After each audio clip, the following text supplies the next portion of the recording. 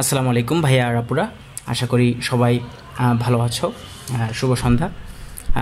তো তোমাদের যেহেতু পরীক্ষা চলতেছে, তো যত শর্টকাটে সম্ভব তোমাদের সিকিউ সলভিংয়ের আজকের এই লেসনটা আমি শুরু করতে যাচ্ছি।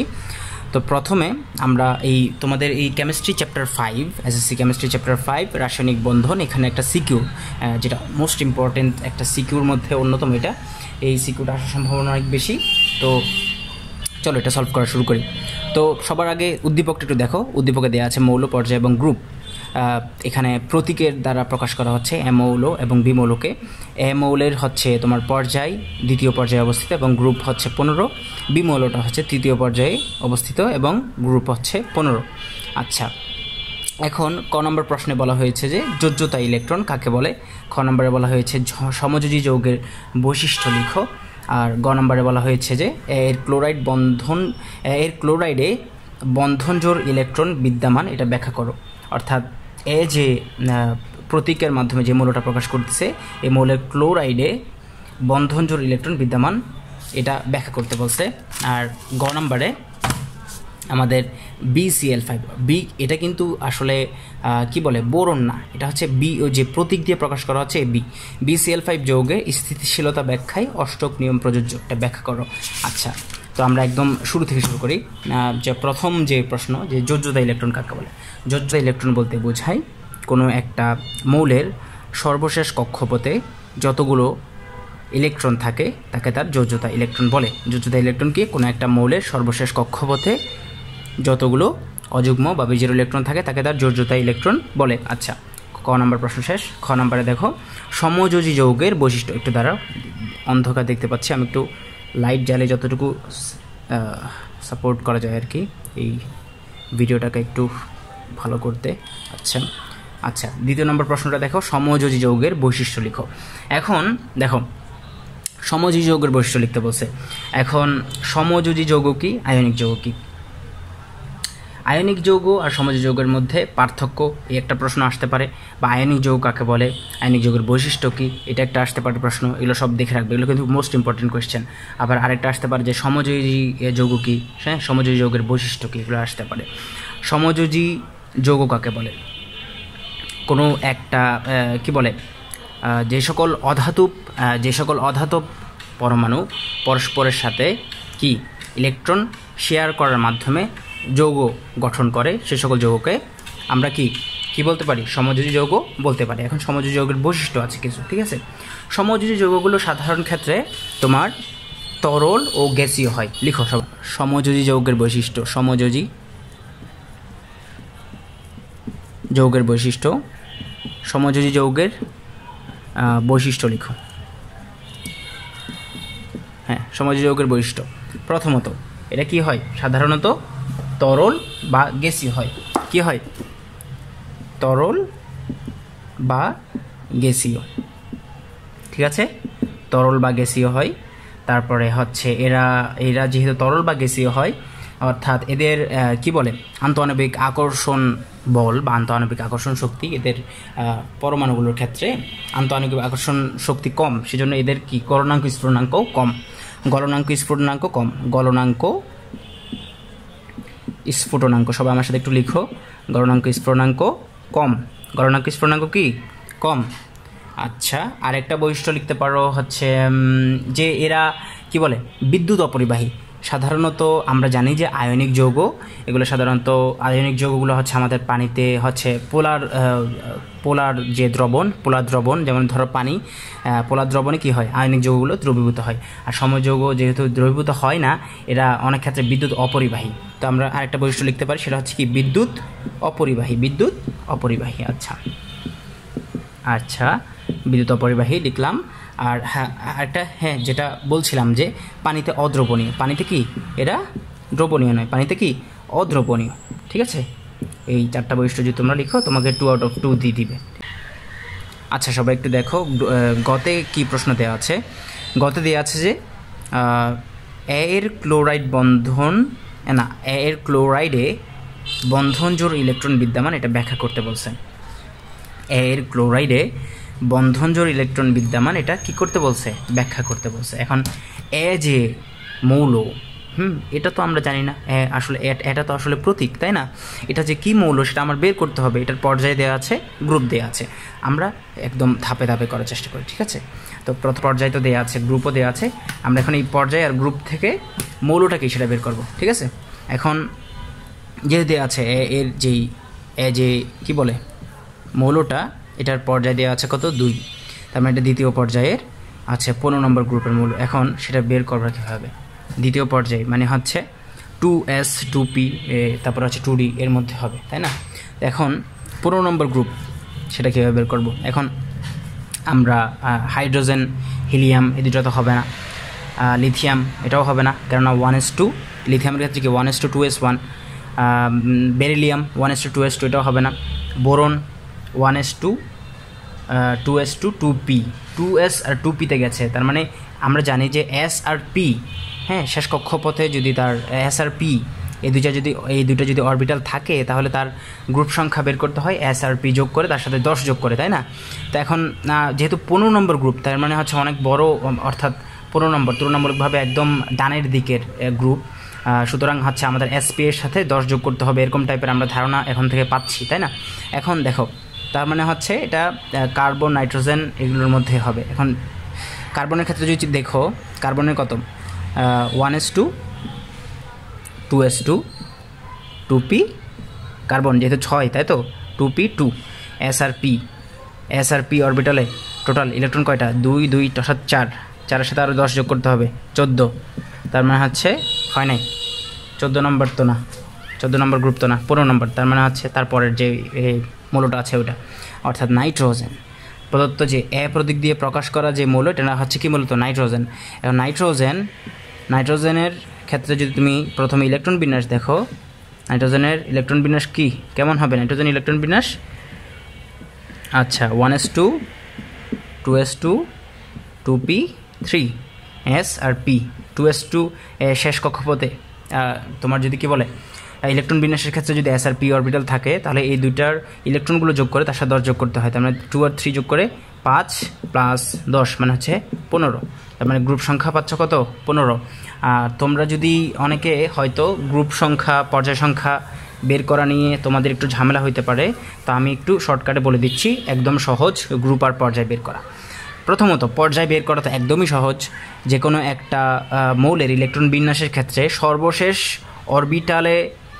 অরবিটালের ক্ষেত্রে তার যেই কি বলে তার যেই কক্ষপথ থাকবে সেই কক্ষপথে হচ্ছে তার পর্যায়। যেমন ধরো আমি যদি বলি সোডিয়ামের ক্ষেত্রে ইলেকট্রন বিন্যাস 1s2 2s2 2p6 3s1, তাই তো?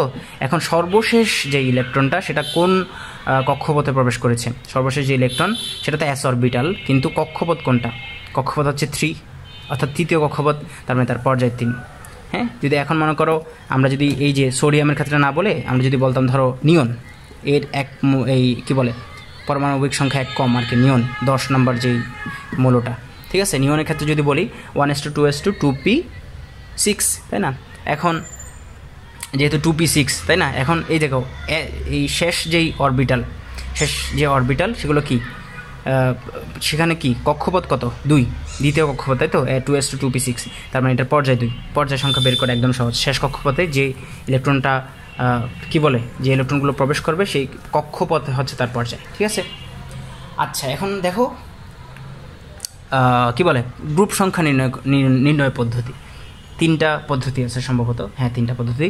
একটা হচ্ছে যদি কোনো একটা মৌলের ইলেকট্রন বিন্যাসে শেষ কক্ষপথে সরি লাইটটা কি বন্ধ হয়ে গেছে, কোনো একটা মৌলের ইলেকট্রন বিন্যাসে শেষ কক্ষপথে যদি তোমার কি বলে s অরবিটাল থাকে, হ্যাঁ সেই শুধু s অরবিটাল থাকে, তাহলে সেই s অরবিটালে যতটা ইলেকট্রন থাকবে তার গ্রুপ সংখ্যা তত। যেমন সোডিয়ামের ক্ষেত্রে যদি আমরা চিন্তা করি, সোডিয়ামের ক্ষেত্রে কিছুক্ষণ আগে দেখাইলাম তোমাদেরকে 11 পরমাণু বিশিষ্ট কি বলে পরমাণু সংখ্যা বিশিষ্ট sodium 1s2 2s2 2p6 3s কি বলে 3s1 সরি 3s1। এখন শেষ কক্ষপথে এটা তো আমরা দেখতেছি যে পর্যায় হচ্ছে 3, গ্রুপ কত? এই যেহেতু শেষ কক্ষপথে শুধু s অরবিটাল আছে এবং s অরবিটালে ইলেকট্রন সংখ্যা তো 1, তার মানে হচ্ছে পর্যায় 1। পর্যায় কত কি বলে সরি গ্রুপ 1, গ্রুপ কত 1, পর্যায় তো কি বলে 3 হবে, তাই তো? গ্রুপ হচ্ছে 1, পর্যায় কত? পর্যায় তো 3, তাই না? তৃতীয় পর্যায়ে গ্রুপ 1-এর মৌল হচ্ছে তোমার সোডিয়াম। ঠিক আছে, এখন ধরো আমি যদি সোডিয়ামের ক্ষেত্রে না বলি, এখন যদি ধরো শেষ কক্ষপথে যদি তোমার এস আর পি দুইটা অরবিটাল যদি থাকে, হ্যাঁ, শেষ কক্ষপথে যদি এস আর পি দুইটা অরবিটাল থাকে, তাহলে এস আর পি এই দুইটা অরবিটালের ইলেকট্রন সংখ্যা যোগ করে তার সাথে 10 যোগ করতে হবে। ঠিক আছে, যেমন ধরো আমি যদি বলি ফসফরাস, কি ফসফরাস পি দিয়ে প্রকাশ করি, এটা হচ্ছে তোমার কি বলে পারমাণবিক সংখ্যা হচ্ছে 15, তার মানে এটা ইলেকট্রন বিন্যাস কি 1s2 2s2 2p6। ঠিক আছে, নিচে লিখতেছি কেমন 3s2 3p3। শেষ কক্ষপথ 3s2 3p3, এখানে এস আর পি অরবিটাল আছে, তাই না? এস আর পি অরবিটালে ইলেকট্রন সংখ্যা যোগ করো, 2 আর 3 যোগ করলে কত 5, হ্যাঁ 5, তার সাথে 10 যোগ করো, তাহলে কত 15, গ্রুপ সংখ্যা কত 15। ঠিক আছে, আচ্ছা যেহেতু আজান দিচ্ছে আমরা একটু বিরতি নিই। আচ্ছা, আরেকটা নিয়ম হচ্ছে কোনো একটা পরমাণু শেষ কক্ষপথে যদি এস অরবিটাল থাকে এবং তার আগে যদি ডি অরবিটাল থাকে, তাহলে এই এস আর ডি এই দুইটার ইলেকট্রন সংখ্যা যোগ করলে আমরা তার গ্রুপ সংখ্যা বের করতে পারবো। যেমন ধরে কপারের ক্ষেত্রে আমরা জানি পরমাণু সংখ্যা 29, সেক্ষেত্রে যদি আমরা কপারের ইলেকট্রন বিন্যাস করি 1s2 2s2 2p6 3s2 3p6 3d আর 4s 4s। ঠিক আছে, এখন 3d আর 4s, এখন সাধারণ যে আহ্বানীতি সেই অনুসারে আগে এখানে 4s2 তারপর হচ্ছে 3d9 এমন হবে, অর্থাৎ আগে 3p6 এর পরে 4s-এ আগে ইলেকট্রন প্রবেশ করবে, তারপর হচ্ছে 3d-তে প্রবেশ করবে। এটা হচ্ছে সাধারণ আহ্বানীতি। সাধারণ আহ্বানীতি হচ্ছে পরমাণুসমূহ নিম্ন শক্তি স্তর থেকে উচ্চ শক্তি স্তরে প্রবেশ করে, কিন্তু হুন্ডার নীতি অনুসারে আমরা জানি যে সমশক্তি সম্পূর্ণ ইলেকট্রনগুলো অর্ধপূর্ণ বা সম্পূর্ণরূপে যদি পূর্ণ হয়, সেক্ষেত্রে ইলেকট্রন বিন্যাস অধিক স্থিতিশীল হয়। এখন সেই ক্ষেত্রে 3d9 4s2 এর তুলনায় 3d10 অর্থাৎ ডি অরবিটালের ইলেকট্রন ধারণ ক্ষমতা আমরা জানি 10, এটা যদি একদম পুরোপুরি পূর্ণ হয় 3d10 হয়, 4s1 যদি হয় ইলেকট্রন বিন্যাস স্থিতিশীল হবে।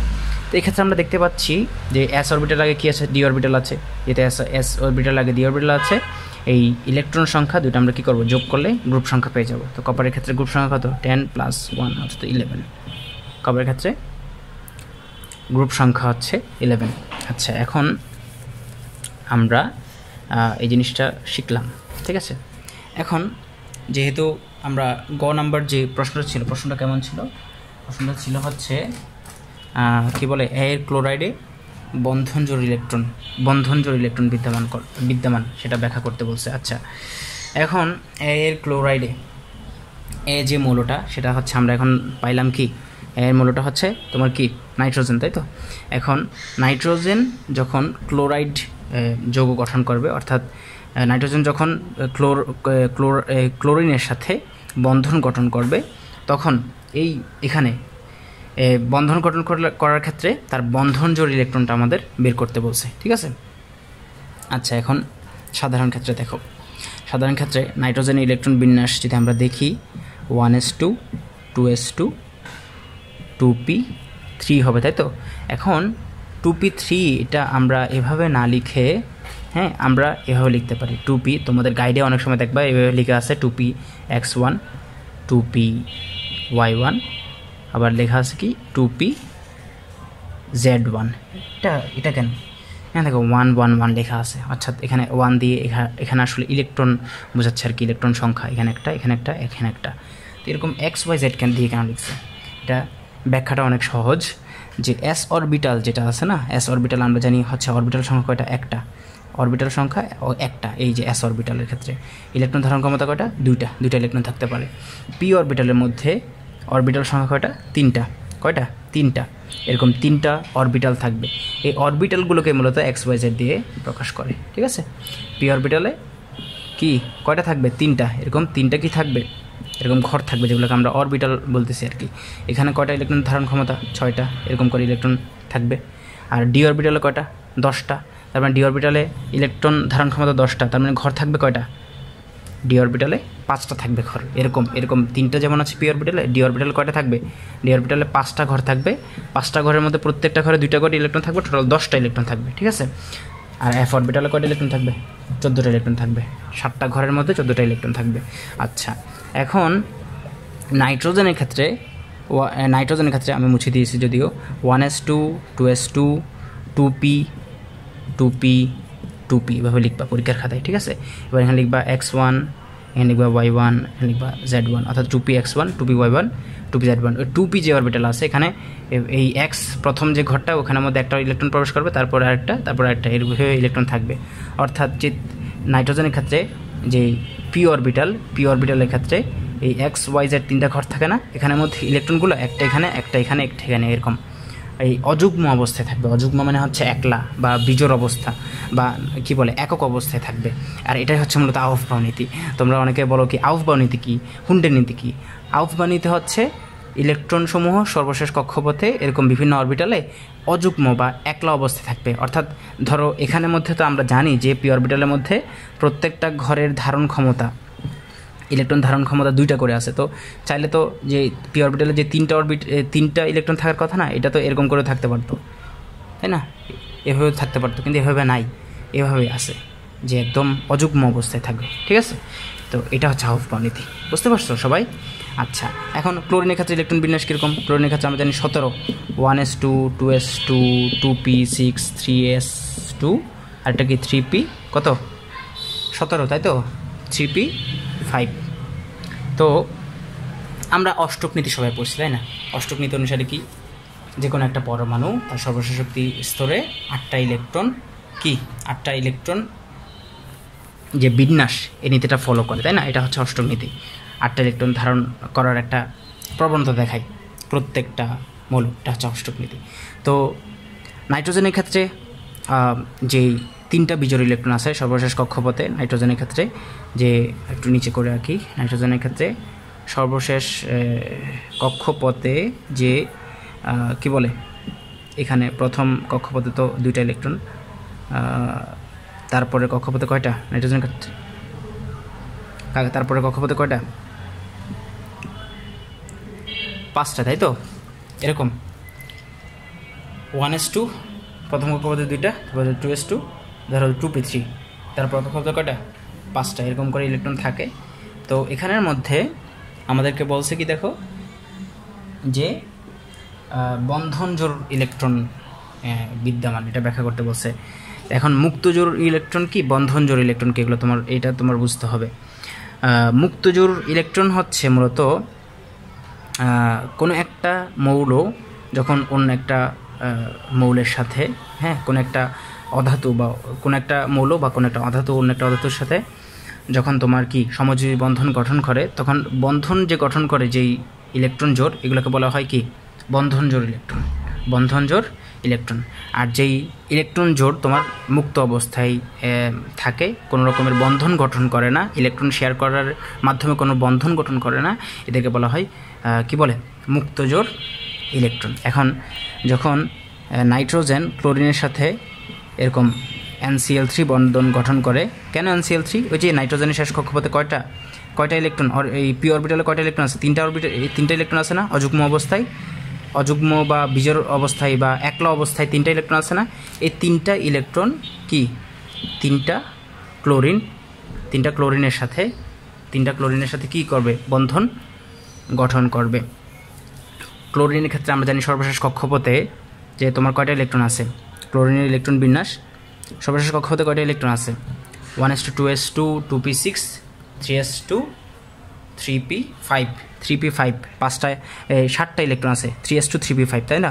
শেষ কক্ষপথ যদি দেখাতে চাই 3s2 3p5, তাই তো? টোটাল কয়টা ইলেকট্রন, 7টা। তার অষ্টক পূরণের জন্য আর কয়টা লাগবে, একটা লাগবে, তাই না? এই একটা ইলেকট্রন সে কি পায়, কী বলে, নাইট্রোজেন থেকে পায়। নাইট্রোজেন থেকে কি সে একটা ইলেকট্রন গ্রহণ করে নাকি ইলেকট্রন শেয়ার করে? নাইট্রোজেনের সাথে কি করে, 3টা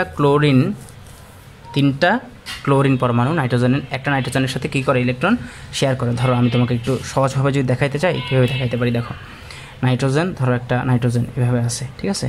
তার ধরো প্রথম কক্ষপথ হচ্ছে এটা, প্রথম কক্ষপথে 2টা ইলেকট্রন, তারপরের কক্ষপথে কয়টা, 5টা না? তো 5টার মধ্যে 2টা এখানে দিলাম, একটা ধরো এখানে দিলাম, একটা এখানে দিলাম, আর একটা ধরো এখানে দিলাম, এটা একটু উপরে উঠে এতে তোমার একটু বুঝতে সুবিধা হয়। এখন এই যে নাইট্রোজেন দেখালাম, এই যে ক্লোরিন, এখন ধরো ক্লোরিন, এটা ক্লোরিনের শেষ কক্ষপথ দেখাচ্ছি আমি, ঠিক আছে? শেষ কক্ষপথের ইলেকট্রনগুলো কীভাবে থাকে।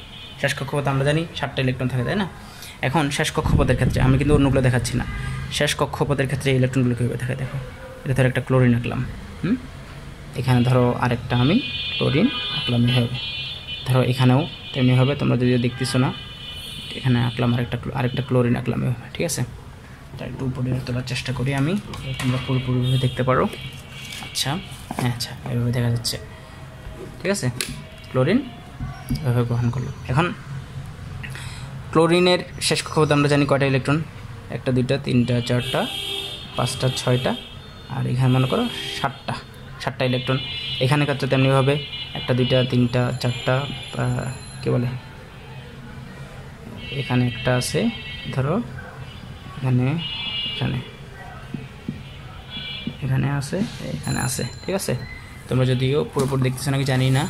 এখানে ধরো 7টা, এখানে 7টা, এখানেও 7টা, এখানেও হচ্ছে তোমার কি, এখানেও হচ্ছে 7টা ইলেকট্রন আছে, ঠিক আছে? এখন এই যে 7টা ইলেকট্রন আছে শেষ কক্ষপথে, এই 7টা ইলেকট্রন এই নাইট্রোজেনের ক্ষেত্রে এই যে অযুগ্ম ইলেকট্রন আছে, এই ক্লোরিনের এই যে ইলেকট্রনটা আছে, এটা হচ্ছে নাইট্রোজেনের সাথে কি করবে, ইলেকট্রন শেয়ার করবে, ঠিক আছে? এক্ষেত্রেও কী করবে, ইলেকট্রন শেয়ার করবে, এক্ষেত্রেও ইলেকট্রন শেয়ার করবে। ইলেকট্রন শেয়ার করে নাইট্রোজেনের মনে হবে কি, এই 2টা ইলেকট্রন তার, এই 2টা ইলেকট্রন তার নাইট্রোজেনের, এই 2টা ইলেকট্রন নাইট্রোজেনের। আবার ক্লোরিনও মনে হবে এই 2টা তার, এই 2টা তার, এই 2টা তার, ঠিক আছে? তো এও মনে করবে কি এর অষ্টক পূরণ হয়ে গেছে, এও মনে করবে তার অষ্টক পূরণ হয়ে গেছে, এও মনে করবে অষ্টক পূরণ হয়ে গেছে। নাইট্রোজেনও তেমনিভাবে মনে করবে তার অষ্টক পূরণ হয়ে গেছে, ঠিক আছে? একদম ভাই সবার সাথে একদম মিলবন্ধন জুড়ে এরকম করে কি করবে, বন্ধন গঠন করবে। তো এখানে ক্ষেত্রে একটা জিনিস দেখানো তোমাদেরকে ভুলে গেছি, সেটা হচ্ছে দেখো নাইট্রোজেন এভাবে বন্ধন গঠন করতেছে না, হ্যাঁ, ক্লোরিনের সাথে। এখন এক্ষেত্রে এই যে বন্ধন গঠন করতেছে এগুলোকে বলা হয় বন্ধনজোড় ইলেকট্রন। এগুলো কি বলা হয়, বন্ধনজোড় ইলেকট্রন। যে ক্লোরিন এগুলো হচ্ছে বন্ধনজোড় ইলেকট্রন। আর এই যে একটা সাহেব এখানে যে বসে আছে সুন্দর করে, কোনো রকমের চিন্তাভাবনা ছাড়া, এ তো কোনো রকম বন্ধন গঠনে অংশগ্রহণ করেনি, এটাই হচ্ছে মুক্তজোড় ইলেকট্রন। তো বন্ধনজোড় ইলেকট্রন কয়টা পাবা তুমি নাইট্রোজেনের ক্ষেত্রে, 3টা পাবা। আর মুক্তজোড় ইলেকট্রন কয়টা পাবা, 1টা পাবা। কয়টা পাবা, 1টা পাবা। আচ্ছা, এবার তারপরের ঘ নম্বর প্রশ্নে আসো। ঘ নম্বর প্রশ্নটা কী ছিল? ঘ নম্বর প্রশ্নটা ছিল হচ্ছে যে কি, BCl5 যৌগের স্থিতিশীলতা ব্যাখ্যায়, BCl5 যৌগের স্থিতিশীলতা ব্যাখ্যায় অষ্টক নিয়ম প্রযোজ্য, সেটা ব্যাখ্যা করতে বলছে। অষ্টক নিয়ম প্রযোজ্য না, সরি, অষ্টক নিয়ম প্রযোজ্য নয়। আমি বলি কী রে, অষ্টক নিয়ম প্রযোজ্য কেমন হবে? অষ্টক নিয়ম প্রযোজ্য নয়। BCl5 যৌগের স্থিতিশীলতা ব্যাখ্যায়, অর্থাৎ BCl5 যৌগটা যখন স্থিতিশীল হবে তখন সেক্ষেত্রে অষ্টক নিয়ম ফলো করবে না। সেটা কেন, সেটা দেখাচ্ছি। দেখো, বি, এখানে বি বলতে বোরন বোঝাচ্ছে না, দেখিও আবার ভুল করিও না। বি এটা একটা প্রতীক, তাই তো, যে প্রতীকটা দেওয়া আছে উদ্দীপকে। আর বি এর কী বলছে, পর্যায় হচ্ছে 2, গ্রুপ হচ্ছে পর্যায় হচ্ছে 3, গ্রুপ হচ্ছে 15। এখন তৃতীয় পর্যায়ের 15 নম্বর গ্রুপ, 15 নম্বর গ্রুপ, 16 নম্বর গ্রুপ, 17 নম্বর গ্রুপ, এগুলো বেশিরভাগ ক্ষেত্রে কী হয় জানো, এই যে এস শেষ কক্ষপথে এস আর পি অরবিটাল থাকে, তোমার কী করতে হয়, এস আর পি অরবিটাল যোগ করে তার সাথে 10 যোগ করতে হয়, বুঝতে পারছো?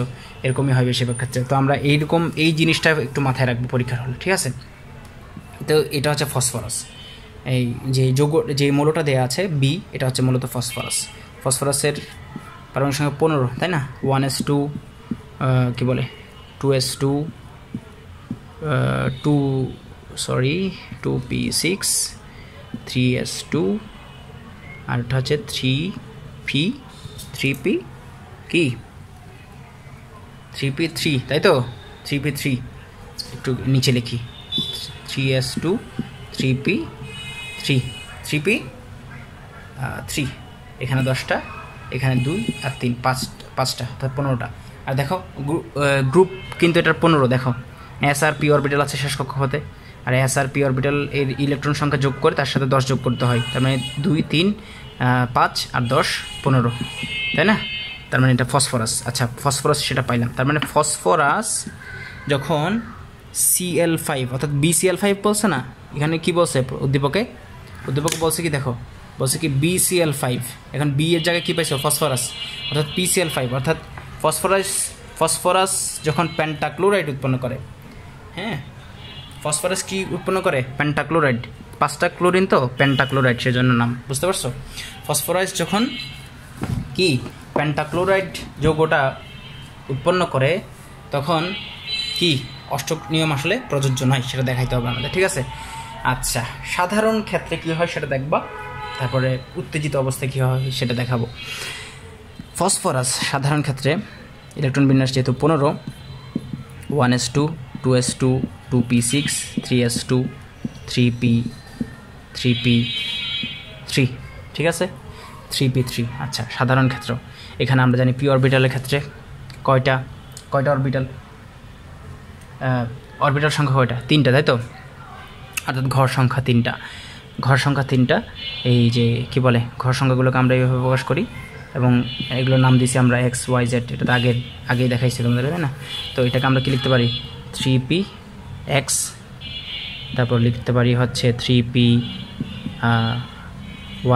এক্সটা নিচে লিখতে হবে 3px 3py, তারপর লিখতে পারি 3pz, তাই তো? এভাবে লিখতে পারি 3px একটা ইলেকট্রন আছে, 3py এ একটা ইলেকট্রন আছে, z একটা ইলেকট্রন আছে, এভাবে লিখতে পারি।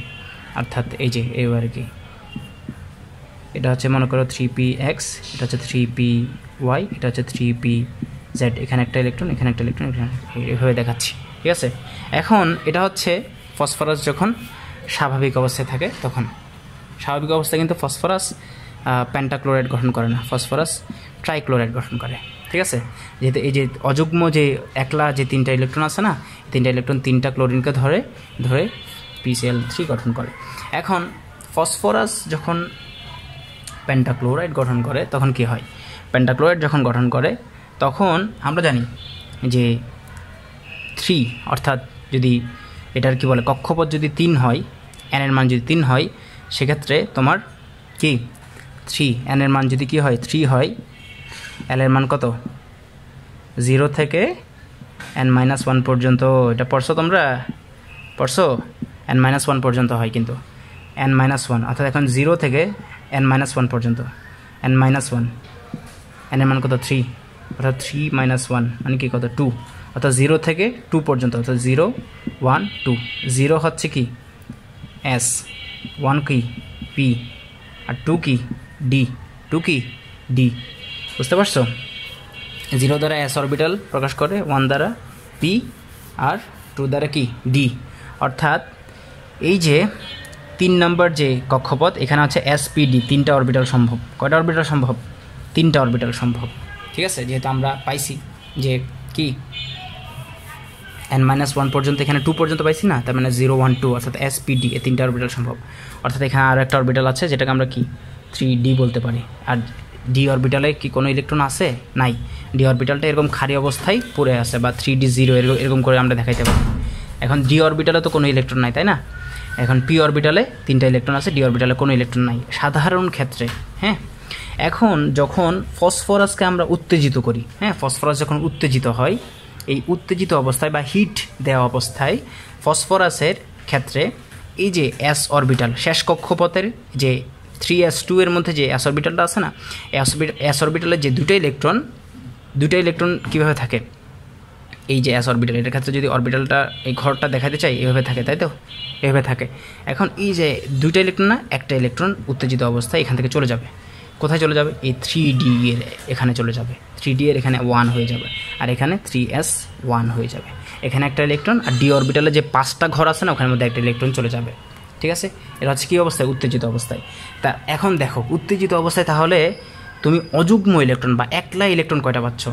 1টা 2টা 3টা 4টা 5টা কিন্তু তুমি অযুগ্ম ইলেকট্রন পাচ্ছ, ঠিক আছে? এখন 5টা অযুগ্ম ইলেকট্রন পাচ্ছ, তার মানে 5টা অযুগ্ম ইলেকট্রন 5টা ক্লোরিনকে ধরতে পারবে, তাদের প্রবণতা, হ্যাঁ, 5টা ক্লোরিনকে ধরার প্রবণতা রাখে তারা। সেজন্য এই যে 5টা অযুগ্ম ইলেকট্রন আছে না শেষ কক্ষপথে, এই ফসফরাসের শেষ কক্ষপথে যে 5টা অযুগ্ম ইলেকট্রন আছে, সেটা 5টা ক্লোরিনকে ধরে PCl5 কি গঠন করবে? ফসফরাস পেন্টাক্লোরাইড গঠন করবে, ঠিক আছে? তো যখন ফসফরাস পেন্টাক্লোরাইড গঠন করে, একটা জিনিস দেখো ফসফরাসের ক্ষেত্রে যে আমি দেখে 15 না, তো প্রথম যে কি বলে অরবিটাল, এখানের মধ্যে শুধু 2টা, তারপরটাতে কয়টা থাকে? 8টা থাকে, তাই তো? 8টা থাকে। এখন তারপরেরটাতে কয়টা থাকে শেষ কক্ষপথে? 5টা থাকে, এটা আমি এরকম আলাদা আলাদা করে লেখাচ্ছি তোমাদের যদি বুঝতে পারো। 3 4 5। এখানে এই 5টা যে অযুগ্ম ইলেকট্রন সেটা কি এরকম 5টা কি ধরে, ক্লোরিনকে ধরে। 5টা কাকে ধরে? ক্লোরিনকে ধরে। এরকম করে এদিকে একটা ক্লোরিন, এদিকে আরও একটা ক্লোরিন, 5টা ক্লোরিনকে ধরতে পারে। যেহেতু 5টা ইলেকট্রন অযুগ্ম অবস্থায় থাকে সেজন্য এরকম কি ফসফরাস কী করে, পেন্টাক্লোরাইড গঠন করে। আচ্ছা, মেন জিনিসটা দেখাইতে বলে গেছি। এখন সরি, এটা আমি তখনই দেখানো উচিত ছিল, একটু সময় নিচ্ছি, সরি সবার কাছে। যে দেখো শেষ কক্ষপথের ওটা একটু দেখানো উচিত ছিল আমার। দেখো এই যে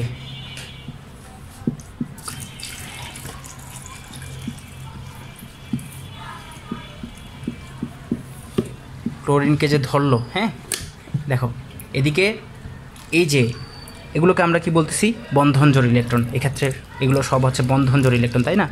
এখন মুক্তজোড় ইলেকট্রন কিন্তু একটাও নেই ফসফরাসের ক্ষেত্রে। আগে কিন্তু ছিল, PCl3 যখন গঠন করছে তখন কিন্তু একটা মুক্তজোড় ইলেকট্রন ছিল, ঠিক আছে? এখন একটাও মুক্তজোড় ইলেকট্রন নেই, সবগুলো বন্ধনজোড় ইলেকট্রন। এখানে একটা ইলেকট্রন ফসফরাসের, একটা ক্লোরিনের, এখানেও একটা ফসফরাসের, একটা ক্লোরিনের, এখানেও একটা ফসফরাসের, একটা ক্লোরিনের, এখানেও আবার একটা ফসফরাসের, একটা ক্লোরিনের। এখন দেখো তারা টোটাল ফসফরাসের ক্ষেত্রে শেষ কক্ষপথে অষ্টক নিয়ম অনুসারে 8টা ইলেকট্রন থাকে, তাই না? ইলেকট্রন শেয়ারের মাধ্যমে সমযোজী বন্ধন গঠন করে 8টা ইলেকট্রন থাকে। এই ক্ষেত্রে দেখো কয়টা ইলেকট্রন ফসফরাসের ক্ষেত্রে? 1টা 2টা 3টা 4টা 5টা 6টা 7টা 8টা। আচ্ছা সরি, এখানে তো আমি 4টা আঁকছি, আরও একটা আঁকা দরকার আমার, তাই তো? এখানে আমি আরও একটা এঁকে দিলাম। এখন ঠিক আছে, দেখো 1টা 2টা 3টা 4টা 5টা 6টা 7টা 8টা 9টা 10টা, টোটাল কয়টা? 10টা। ফসফরাসের শেষ কক্ষপথে এখন ইলেকট্রন সংখ্যা কয়টা? 10টা। যেহেতু ফসফরাসের শেষ কক্ষপথে ইলেকট্রন সংখ্যা এখন 10টা, আমরা জানি শেষ কক্ষপথে 8টা ইলেকট্রন থাকলে সে অষ্টক নীতি মানে, তাই না? এখন তো 10টা হয়ে গেছে, সে তো আর অষ্টক নীতি মানতেছে না। ফসফরাস শেষ কক্ষপথে এখন 10টা, সে অষ্টক নীতি আর মানতেছে না। এখন সে কোন নীতি মানতেছে? 2-এর নীতি মানতেছে। তোমরা অনেকে মনে করো কি অষ্টক নীতি মেনে একটা যৌগ স্টেবল হইতে পারে, স্থিতিশীল হইতে পারে না। অষ্টক নীতি মানলেও স্থিতিশীল হইতে পারে, ঠিক আছে? 2-এর নীতি মানলেও স্থিতিশীল হইতে পারে। এটা 2-এর নীতি মানে। 2-এর নীতি মানে কি? এই যে ইলেকট্রনগুলো জোড় অবস্থায় থাকবে শেষ কক্ষপথে, এটা হচ্ছে 2-এর নীতি। এটা ফসফরাস পেন্টাক্লোরাইড যখন গঠন করে তখন এটা কি স্থিতিশীলতা ব্যাখ্যায় কি অষ্টক নিয়ম প্রযোজ্য নয়, কিন্তু 2-এর নিয়ম প্রযোজ্য, ঠিক আছে? এটা দেখাবা। শেষ, আজকের মতো এতটুকুই। এই সিকিউটা আসার সম্ভাবনা অনেক বেশি, তোমরা সবাই একটু প্র্যাকটিস করে যাবা। আসসালামু আলাইকুম।